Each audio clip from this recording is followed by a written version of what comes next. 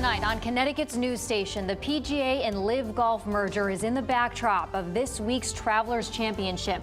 We'll hear concerns from one family of a 9/11 victim about Saudi Arabia's rising influence in golf. Plus, crews are frantically searching hundreds of miles off of New England's coast for a submarine of tourists exploring the wreckage of the Titanic. And Connecticut celebrates Juneteenth. We're going to show you how our state marked the end of slavery and a new tradition begins in one city. Now at 10, this is Fox 61, Connecticut's news station. And we begin tonight with concerns about a big merger in the sport of golf as Connecticut prepares to host a PGA Tour event. Good evening, I'm Ben Goldman. And I'm Jen Bernstein. Thank you so much for joining us. The Travelers Championship tees off in Cromwell on Thursday, but some people are still upset with the PGA Tour and its plan to absorb LIV Golf, which is funded by the Saudi Arabian government. Fox 61's Gabby Molina joins us in studio tonight after talking with the son of one victim of 9/11 about that merger. So Gabby, what did he have to say? Ben and Jen, Brett Eagleson of Durham started the organization 9/11 Justice last year, looking into who was involved in the attacks. He was in touch with the PGA Tour about this when LIV Golf emerged. So when the news broke that they would be joining forces, he says he was blindsided. You have to say we were utterly shocked. It took us probably about a day and a half to actually process the events. Brett Eagleson still has more questions than answers about the PGA Tour's proposed merger with Saudi-backed LIV Golf. We've been looking for an ally. We've been looking for a partner, and we thought we found that with the PGA. Eagleson of Durham was 15 years old when his father Bruce was killed in the attacks on September 11th. He spent decades seeking justice. And that path has continually brought us back to the Kingdom of Saudi Arabia. When LIV Golf emerged as a competitor for the PGA Tour, Eagleson reached out to the tour to connect over what he described as a shared enemy. And for about a year, 9/11 families and the PGA Tour shared a similar message. All last year, the PGA Tour was using our talking points. They were using our blood, sweat, and tears, our pain and our agony. And to wake up one morning and find out that none of that meant anything to them was just it felt like a kick in the gut. Now the families and lawmakers want answers. Senator Richard Blumenthal is leading a probe into the merger. We're going to shine a light on this takeover. What went into it, who was responsible, what improper conduct may have been involved, along with violations of law. Calling for records and documents into how it happened. The Saudis have been very explicit about their strategic objective in investing in sports, which is essentially sports washing. Meanwhile, the PGA Tour will be at center stage in Connecticut this week. The Travelers Championship in Cromwell begins Thursday. In a statement, the Travelers Championship said in part, "Right now, our focus is on delivering another world-class tournament for the best golfers and fans on tour, generating millions of dollars for charity and providing a substantial economic boost for the local economy." And Senator Richard Blumenthal says that he hopes that the congressional hearings on this issue will begin in the coming weeks. In the studio, Gabby Molina, Fox 61, Connecticut's news station. Gabby, thank you. And coming up later in sports this hour, the winner of last weekend's U.S. Open is expected to tee off here in Connecticut in Cromwell Thursday. We'll hear from Wyndham Clark about his first major win. And Connecticut's news station will have full coverage from the Travelers Championship all week long. You can catch it on our free Fox 61 News app and also streaming on Fox 61 Plus for Roku and Amazon Fire TV.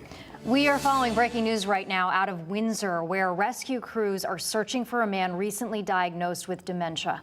Windsor police say the man is 80-year-old Earl Wright. Take a look at his picture right now on your screen. Officers describe Wright as 5'9" and about 130 pounds. He has brown eyes and salt and pepper hair. Wright was last seen leaving his home on Becker Circle around 11 yesterday morning. He was last seen wearing a black shirt with a gray zip-up hoodie and jeans. Police say bloodhounds and drones are being used in the search. Anyone with information about where Wright could be should call Windsor Police.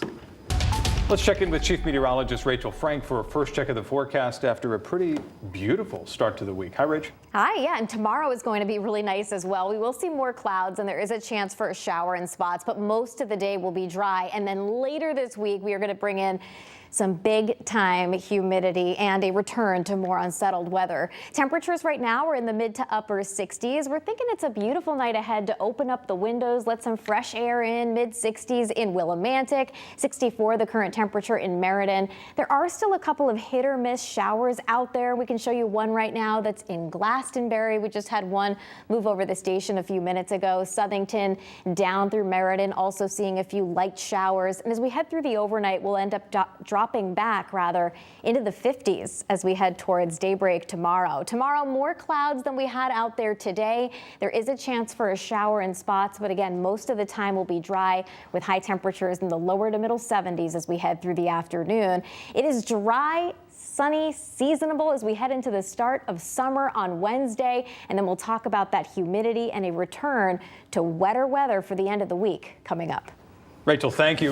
East Hartford police are investigating tonight after a woman's body was found after what police are describing as extreme physical violence. Police were called to a home on Martin Circle near Pratt and Whitney early yesterday morning. Officers say it appears the woman suffered several stab wounds. A neighbor whose wife called 911 says that she heard loud screaming and then ran over to the house. When she got there, she found the victim's body covered in blood. I just saw a body laying there. Blood everywhere. The house was trashed. Police are working around the clock right now to preserve and to secure all types of physical evidence. We are in the process of pursuing several leads. The woman's identity has not been identified as police wait for her autopsy results. Well, state troopers arrested a man accused of hitting a police cruiser while driving the wrong way on Interstate 95. Police say 83-year-old Paul Usenia of Exeter, Rhode Island, was spotted driving north in the southbound lanes on I-95. This was near exit 60 in Madison just after 3:30 this morning. Usenia is facing several charges, including DUI. 10 people are without homes tonight after a fire in an apartment building in Hartford. It started just before 1 o'clock this morning on Bulkley Avenue in the city's West End. Firefighters say an adult and child suffered serious injuries and needed CPR before they were taken to the hospital. 3 other people were taken to the hospital, including a firefighter for cutting his hands on a window. Firefighters also rushed to the scene of a fire in Derby this morning. It happened at a home on Maple Avenue around 9. Multiple units were needed to put the fire out. People were inside when the house caught fire, but they were able to get out safely thanks to a fire alarm. We have the hospital right across the street, so there's a lot of activity here. So you did have people jumping right into to folks' aid, but if that alarm did not alert the occupants initially, it could have been a much worse scenario. Investigators are looking into the cause of that fire. In Southington, a man is facing charges after police say he robbed 2 restaurants and then threatened employees with a razor blade. 38-year-old Jonathan Lavelle is accused of going into Zhang's Chinese restaurant and Southtown of Pizza last night. Investigators say he had a razor blade and demanded money. At one of the restaurants, police say Lavelle stole the tip drawer, which had about $15 inside of it. He's due in court tomorrow. We are following developing news tonight as the Coast Guard launches an air search after a tourist submarine vanished while exploring the Titanic shipwreck. Crews are searching more than 900 miles off the coast of Cape Cod, far out into the Atlantic Ocean. The Coast Guard in Boston is coordinating that search. It says the small sub with 5 people on board was launched yesterday for a 6-hour tour of the historic shipwreck, but that sub never resurfaced. We're working very closely at this point to make sure that we're doing everything that we can do to locate the submersible and rescue those on board. The Coast Guard says it reached out to the Navy and Canadian Armed Forces for help. The Titanic wreckage sits about 370 miles off the coast of Newfoundland, Canada.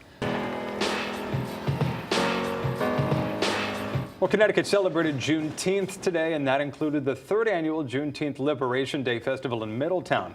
For the first time, there was a parade this year at the event. It started on North Main Street and ended at the town's green, where the festival began.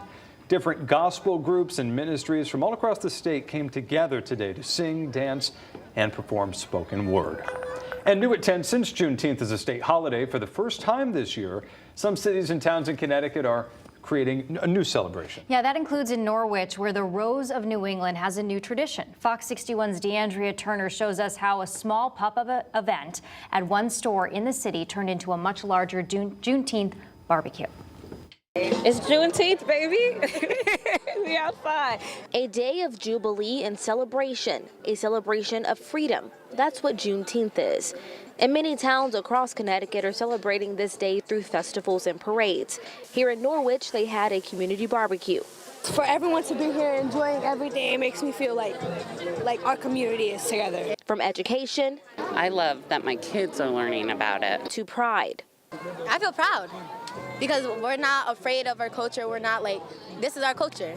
This day is from when we got freed.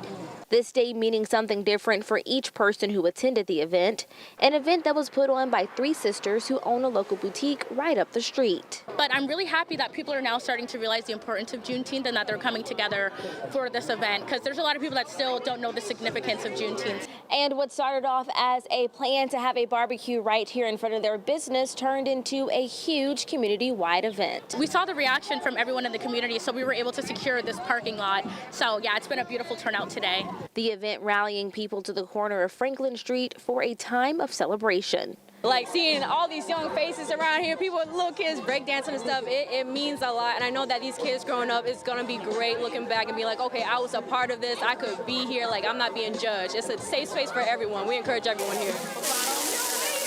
In Norwich, DeAndrea Turner, Fox 61, Connecticut's news station. Thank you, DeAndrea. And if you missed it tonight, check out our Fox 61 special, Juneteenth, Rooted in Resilience. It's a half-hour celebration of freedom, history, and the monumental impact of a community's continued journey toward equity. Watch it on fox61.com or stream it on Fox 61 Plus for Roku or Amazon Fire TV.